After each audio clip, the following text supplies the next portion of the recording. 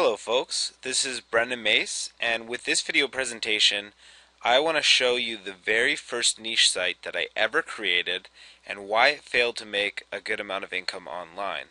But more importantly than that, I also want to outline what I would do differently today when I create niche websites. The video is about 10 minutes long, and by the time you're finished I hope that you have a better understanding of how you should start when you get started with making niche websites for money online. Board. Failure is simply the opportunity to begin again, this time more intelligently.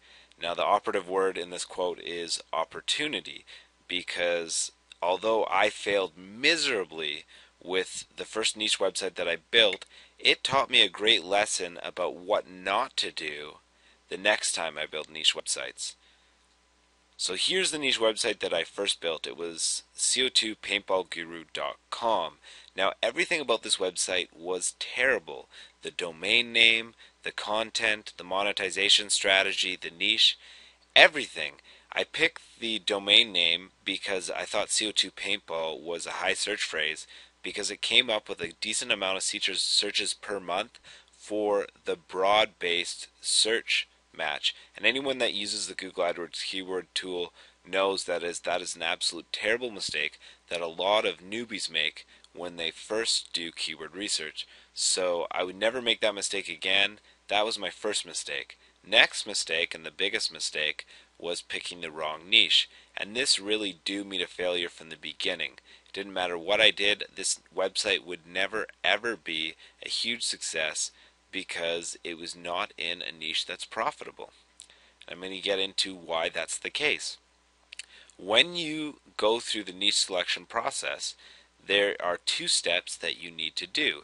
You need to first look at the Google AdWords keyword tool and then take a look at the Google search results to see how much money is being spent on the niche you want to enter. So here is the Google AdWords keyword tool. This is the first step of what you need to do when deciding whether a niche is profitable. And as you can see here, this is paintball in the Google AdWords keyword tool. And as you can see here, the main column that we want to look at, yes, we want to know the amount of searches per month, but that is less important than this column right here that a lot of people ignore when they first start out, and you should never ignore this. It's the approximate cost per click. And yes, this approximate cost per click is for AdWords. Why do I care about that? Because the cost per click is telling me how much money people are willing to spend to get traffic for these keywords. If people are only willing to spend 15 cents, 10 cents, 14 cents, even 75 cents, 42 cents, they're not willing to spend that much money to get this traffic. And if not many people are willing to spend money to get traffic in my niche, then there's a good chance not many people are making a good amount of money. In order for me to be happy with my niche and knowing that it can make a decent amount of money, I want a cost per click that is at least above $1, and preferably I like to enter niches where the approximate cost per click is $2 or $3 per click, and that will mean that I have visitors that are going to my website with their credit cards out, they're ready to buy. So I'm going to show you an example here of a keyword with a high cost per click. So let's put on make money online. Everybody knows this is a very competitive search term, and you would not want to pick this as a niche because it's way too competitive. But as you can see here, the keywords all of them are at least over $1 per click for the most part, and many of them are over $3. And I'm sure if you dig deeper, you'd find a bunch that are $4 even, $4.78 right there. So that's a competitive search term. Now the next thing you want to do is go to the Google search results and type in a paintball keyword. So let's say paintball here, and as you can see your root keyword up here, and we look at advertisements, there's one ad, but it's pretty sparse. It's only one ad, and there's no ads along the side, and this would be one of the main keywords, the main keyword for the paintball niche. Now let's compare that to a competitive keyword, or a keyword that's profitable.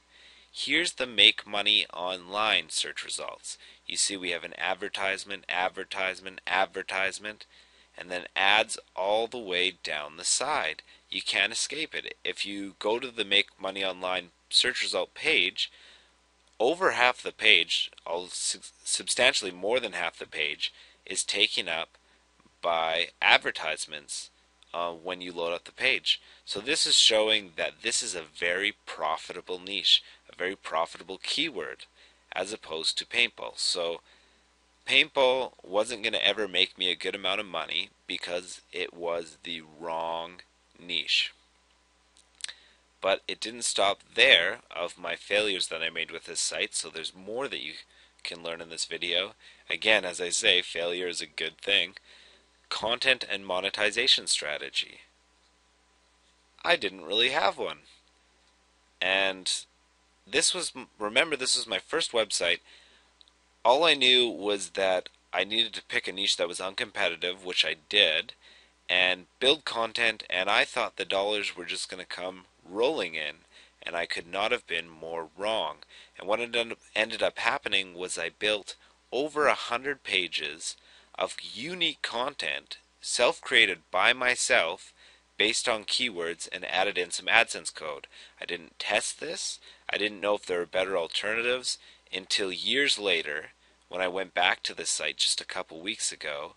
And what I actually found out was that Amazon affiliate marketing is way better and way more profitable. Still not incredibly profitable because the niche sucks, but it's better than AdSense. So that was a lesson that I needed to learn.